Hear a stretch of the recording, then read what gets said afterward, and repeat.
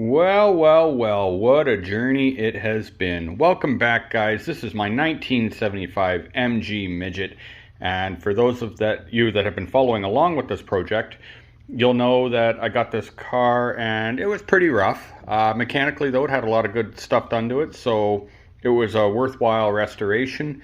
And now I have gone ahead and painted it. However, it's not perfect. I want to talk to you guys about what I did and what went right, what went wrong, and show you around. So ultimately, the paint itself went down with some bumpiness to it. It didn't lay out as flat as I wanted. I did a video a few weeks ago with me painting the rear of the car. I wasn't happy with that, so I sanded all that down, and then I finished the bodywork on the front of the car, which wasn't done at that point. And so I had everything I thought good to go, wet sanded 400, and even 1,000 on like the hood and the tops of the fenders, which I thought would be good enough. However, it ended up, I don't know, not quite as good as I thought, but I'm not a body guy. So anyway, that's not the problem, because ultimately I just ended up having to put some extra coats of paint on it. So I think I did like 3 or 4 coats of paint to try to get it to lay flat. And what I'm thinking is my gun is the problem. This is just a cheap, $50 gun from Princess Auto. And what I found was, I followed the directions online for learning how to do it, like adjusting the knob and all that. So that was all good. I used gun cleaner, so that was all good. But ultimately, it just wouldn't spray that smooth of a finish, no matter what. So I don't know what can go wrong in a gun. However, I think we can salvage this. So if you're experienced with paint and you want to comment over hopefully within the first, day or two of me posting this, because I'm not going to try to do anything yet. But my goal is to, I should say I did 4 heavy coats of clear. Same thing, I tried to go on reasonable coats like I watched on YouTube videos, but they were just bumpy. I had to go really, really thick and wet. So there's some runs that I'm going to have to deal with, and then bumps. And then I had other problems though, where from my roof, all these stupid little bugs got in here and they're hanging out on the roof. So before I even started, I tried using my blower and tried killing as many as I could. Ultimately, as I'm doing it, they decide that they want to come land on the hood. So you got stuff right there. That's in the clear coat though, so I'm really hoping I can wet sand that out. I'm gonna do the car from what I saw online, but if anyone knows any better, and it's shortly after I upload this, by all means speak your mind in the comments, because I'd love to hear it. But they said online that if you've got enough clear to do it, which I should, I put lots on, go 400, 800, 1,000, 1,500, 2,000, and finish at 2,500, and then cutting cream, and which I've got, what do I got? McGuire's cutting cream, so we can actually walk around here. Let's see, where did I go here?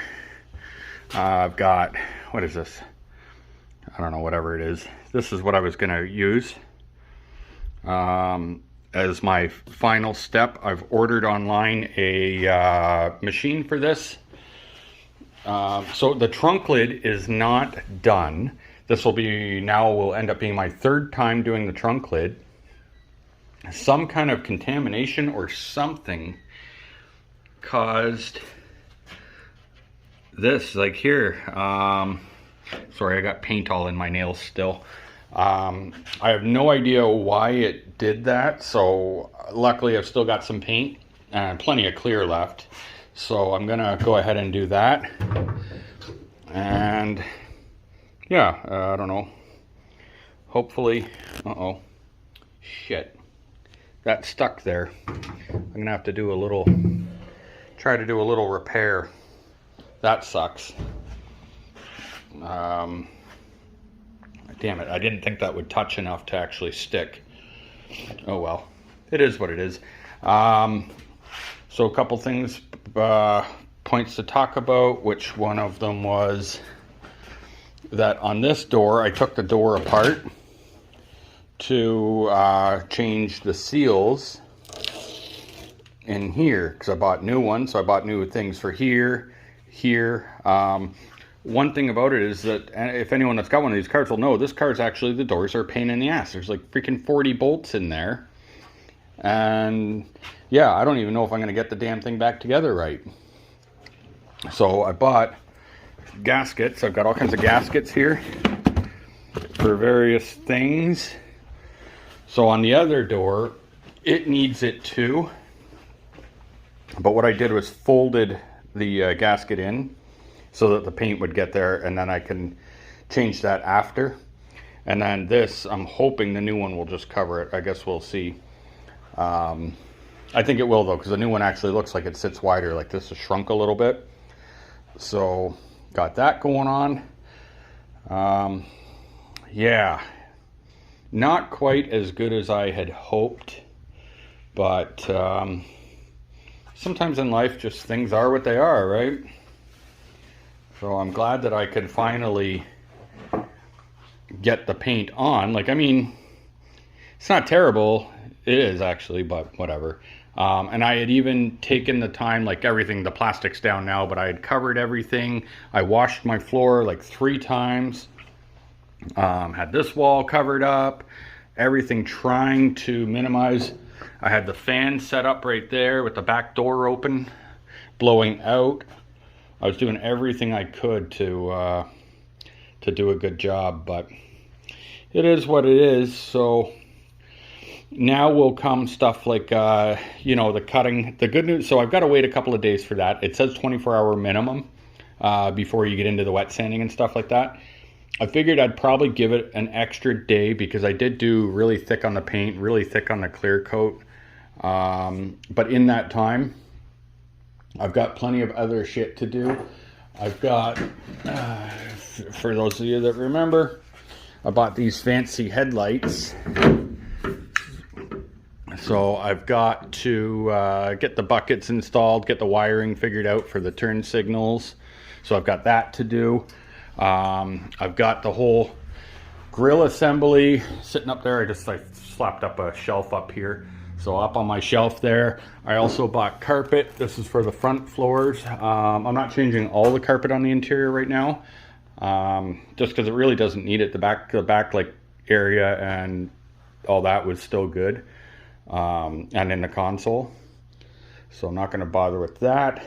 I still got to polish up the bumpers, get the rear bumper mounts ready. So there's plenty of work to do before getting into the buffing and all that. I have not popped the hood since painting it. So let's go ahead and do that. I did not clear coat the underside because what I was figuring is that if I tried to do that, the mist coming down I thought would make the fenders worse. So my plan is to just like mask off the fenders and over the, I don't know, whatever you call this, mask everything off, like paper, everything. And then when I'm doing the trunk, clear coat the underside of this. I may have to use my little gun, which I couldn't find before. Oops, shit. There I go, throwing it on the floor. Anyway, the big gun was really tricky trying to get in there and paint, so probably use the little gun and do some touch-ups there. And yeah, and I didn't clear coat this. This area here never even got sanded. I didn't really care, so it's kind of bumpy. I don't know. I could always sand it down. I should have. It's just one of those. I kind of didn't think of it till too late, so I could do that though. But overall, I mean, if the cutting and buffing works, this is going to be super shiny. Like the, it's a very high gloss. I got, this is what I used right here. Yeah. Proform 4-to-1, which is good. I think, I don't know much about shit, but shout out to Mad. I gave him a shout out last time, but anyway, Mad Auto Body out in Hamilton there, as they're very patient with my million questions I had. You know, they could just say, oh, do your research or Google it or whatever they wanted, but they don't. They kind of humor you and do the best they can to help you. So ultimately, I don't want to make this too long. It's already been 10 minutes of me rambling on. I just wanted to share the fact that I actually got it painted finally. And something that's really important in here, it's really important for me, is this. And some of you may be looking at this going, well, what the hell is that? Why is that important? I'll show you why. That goes in these little holes here. I guess it's okay to pop it in there, whatever, it comes back out. Just like that. And then, so I've got all 4 of those now. And yeah, I've still got stuff, and I've got one little hole here I forgot about, so I've still got to cut this out and weld in a little piece very carefully, trying not to overheat the paint. So I'll go easy on it. But anyway, yeah, you can see it's kind of orange peely, more so on that panel. I don't think I went quite as thick there, but I don't know. We'll see what happens, right? Worst case, I guess I got to sand the whole damn thing down again. Or I could always wrap it. That's another option. But I think I can salvage this. I don't know. I hope. I know some people would probably just drive it the way it is. Just give it a quick buff and drive it. But alright guys, I appreciate you watching and following along on this journey. I'll definitely record some of my putting it back together. It's exciting. I think this is the new gasket for around here, which I gotta put snaps in, I guess, though, because if that is it, then it didn't come with snaps, so I gotta get all new snaps for the roof. Actually, you know, maybe I've got the snaps. Maybe they're up top up there. I don't know. Anyway, we'll deal with all that later. Thanks for watching, guys, and yeah, stay tuned for more updates, even though this one was probably not that exciting. It's exciting for me, at least seeing the paint, you know, somewhat shiny and whatnot. So I will see you guys probably maybe a few days or whatever once I start doing the putback. Talk to you later. Bye.